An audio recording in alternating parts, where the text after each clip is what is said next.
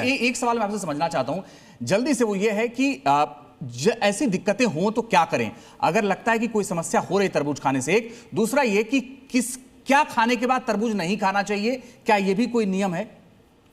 नहीं, देखिए, जो चीज़ें तरबूज में है वो तो कंटेमिनेशन की वजह से है। तो मुझे लगता है कि जिस तरीके से रोडेंटिसाइड पॉइजनिंग हुई, जिंक कार्बाइड हुई, इसी तरह से कार्बाइड जिंक फॉस्फाइड हुई। कार्बाइड हम लोग पकाने के लिए करते हैं, उसका भी कुछ गैस्ट्रो इंटेस्टिनल इफेक्ट है, उससे भी इरिटेशन, वॉमिटिंग और ये सारी चीज़ें होती हैं। उसी तरीके से कटा हुआ फल अगर आप लेते हैं तो आपको डायरिया, डिसेंट्री, वॉमिटिंग हो सकती है। एक सवाल सर पूछा जा रहा है मनोज सर कि क्या कोई ऐसी चीज़ है जिसके खाने के बाद तरबूज नहीं खाना चाहिए, या तरबूज खाने के बाद कुछ नहीं खाना चाहिए? नहीं, ये तो मिथ है। आपको खाने से कोई फर्क नहीं पड़ता है कि आपने बिरयानी के बाद तरबूज खाया या चावल दाल के बाद तरबूज खाया, इससे कोई फर्क नहीं पड़ता।